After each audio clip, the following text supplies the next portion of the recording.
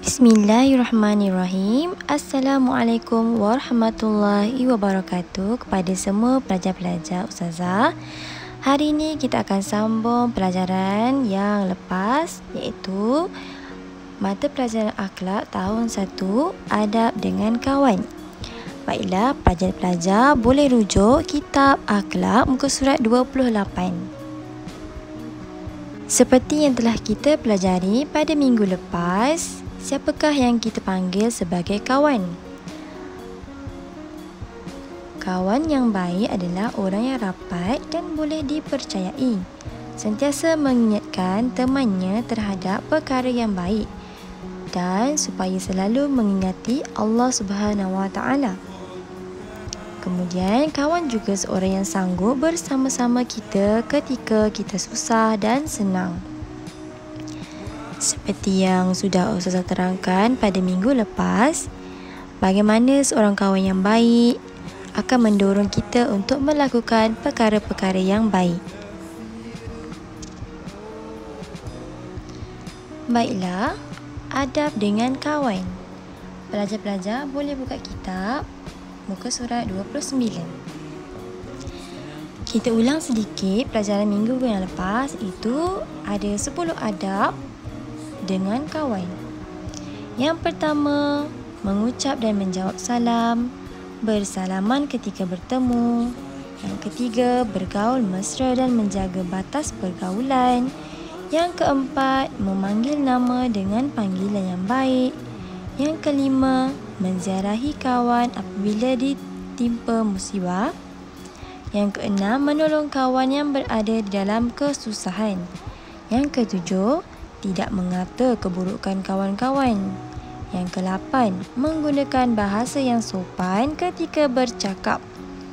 Yang ke-9, tidak menyakiti hati dan menyinggung perasaan kawan. Dan yang ke-10 iaitu sentiasa bersangka baik terhadap kawan. Jadi, seperti yang kita telah pelajari pada minggu lepas, berikut merupakan adab kita dengan kawan. Kita mestilah mengucapkan perkara-perkara yang baik. Kemudian, jika bertemu dengan kawan, jangan sombong. Tegur mereka, ucapkan salam. Kemudian, kita bergaul mesra dengan mereka. Jangan kita rasa sombong. Walaupun kita seorang yang pandai, bijak pandai, jangan sesekali kita sombong dengan kawan kita. Kemudian, memanggil kawan kita dengan nama panggilan yang baik. Jangan pula kita ni sombong, tak nak tegur dengan kawan. Jadi, jika kawan kita perlukan bantuan ataupun dalam kesusahan, kita bantu mereka.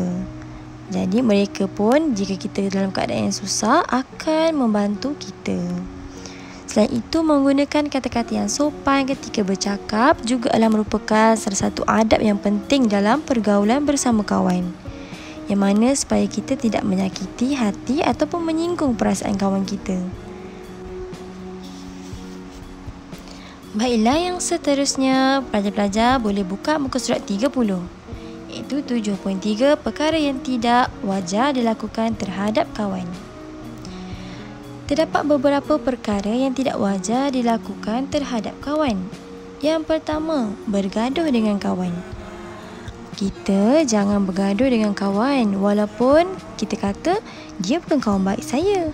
Tak boleh macam tu. Jadi, siapa-siapa pun, satu kelas kita ke ataupun kelas lain, tidak boleh bergaduh dengan kawan. Elakkan daripada ejek-mengejek. Perkara-perkara macam tu akan memulakan pergaduhan. Baiklah. Yang kedua, sombong dengan kawan. Walaupun kita bijak, walaupun kita pandai, kita jangan sombong dengan kawan. Kalau kawan tanya, contohnya, Muhammad, saya tak fahamlah soalan matematik ni, boleh tak awak ajar saya? Kita cakap baik-baik dengan dia, jangan kita sombong. Jangan kita cakap dengan dia, awak ni tak pandai ke? Tak nak macam tu. Jadi kita ajar dia. Okey, macam ni caranya, kita ajar dia. Jangan kita sombong walaupun kita seorang yang pandai. Kemudian yang ketiga, membuli kawan. Jangan membuli kawan kita. Kan, tak baik Kalau kita nampak kawan kita tu diam je, kita jangan. Bully ni ada banyak kan. Kita dah pelajari juga minggu lepas. Bully ni contohnya pukul ke, ejek-ejek ke, itu termasuk dalam membuli kawan. Jadi tak boleh kita membuli kawan kita. Sama juga macam kita kan. Kalau kita dibuli oleh orang lain, apa yang kita rasa? Mestilah rasa sedih, mestilah kita rasa kecewa. Macam tu juga kawan-kawan kita.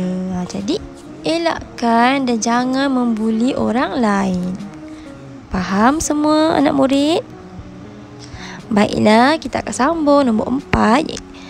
Perkara yang tidak wajar dilakukan terhadap kawan, iaitu mengambil kesempatan terhadap kawan. Ni banyak yang berlaku dekat sekolah. Contohnya, kawan bawa pemadam baru. Pemadam tu bentuk-bentuk Ultraman, bentuk kereta. Kita ni ambil kesempatan, minta, saya nak awak punya pemadam yang baru tu. Kalau tak, saya tak nak kawan awak. Bagus ke macam tu? Tak bagus, pandai. Jadi kita jangan mengambil kesempatan kepada kawan kita. Contohnya kita minta duit ke, kita nampak duit dia banyak kan, mak dia bagi duit sekolah, kita minta, saya nak duit tu. Minta duit tu, minta RM1 je, takkan tak boleh.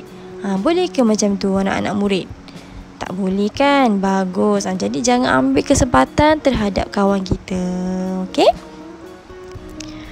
Baiklah, yang kelima, yang terakhir, kita tidak boleh mementingkan diri sendiri. Mementingkan diri sendiri ada banyak lah. Contohnya, kita sombong, kita tak nak ajar kawan, kita asyik tak nak kawan je dengan orang tu kan.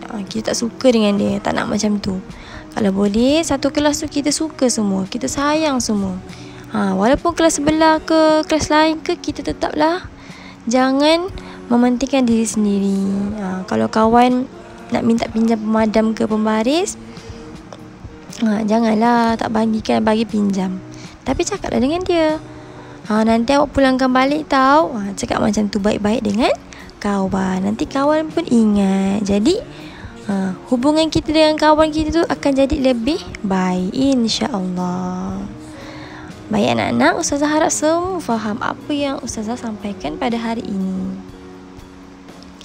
Baiklah, yang seterusnya kita akan lihat kelebihan beradab dengan kawan. Pelajar-pelajar boleh buka muka surat 31. Baiklah, apakah adab dengan kawan? Antara kelebihan beradab dengan kawan ialah yang pertama, dapat mengeratkan hubungan silaturahim. Ini yang tadi Ustazah sebutkan. Kalau kita baik dengan kawan, kalau kita suka lembut-lembut dengan kawan, kawan pun suka nak berkawan dengan kita. Jadi dapatlah mengeratkan hubungan silaturahim. Kemudian yang kedua, menambah kasih sayang. Bila dah kasih sayang, bila dah sayang tu, kuranglah kita bergaduh, kuranglah kita berselisih faham dengan rakan-rakan yang lain. Jadi itulah kepentingan kita ni, menjaga hubungan kita dengan kawan-kawan. Baiklah, yang ketiga, disukai kawan. Jadi kalau kita ni beradab dengan kawan kita, beradab dengan orang-orang, orang suka tak dengan kita? Bagus. Jadi orang akan suka dengan kita, Allah pun suka dengan kita. Jadi hidup kita ni akan lebih seronok lah. Sebab apa? Semua suka dengan kita, semua nak kawan dengan kita. Kan? Jadi lebih beruntung. Jangan jadi orang yang sombong, jangan jadi kawan yang tak nak bertolak ansur. Jadi itulah pentingnya. Baiklah, yang seterusnya, dihormati kawan. Yang keempat, dihormati kawan. Jika kita menghormati kawan kita yang lain, jadi kita pun akan dihormati. Kemudian yang terakhir, yang kelima, mendapat rahmat Allah Subhanahu Wa Taala. Yang mana rahmat Allah sangat penting dalam kehidupan seharian kita. Kalaulah kawan-kawan kita pun tak suka kita, kita kena muhasabah diri kita. Oh, saya ni seorang yang macam mana? Saya ni jahat ke dengan kawan-kawan? Suka ejek kawan ke? Tak dengar cakap cikgu ke? Tak dengar cakap mak ayah ke? Jadi ini semua berkait rapat dengan rahmat Allah Subhanahu Wa Taala. Okey, tentulah kita nak jadi seorang yang sentiasa disayangi oleh manusia lain. Tentulah kita juga ingin disayangi oleh kawan-kawan kita. Betul tak semua? Betul, bagus. Jadi, itu sahaja pelajaran kita pada hari ini. Kita akan sambung ulang kaji kita pada minggu hadapan, insya-Allah. Jadi, itu sahaja untuk hari ini. Assalamualaikum warahmatullahi wabarakatuh.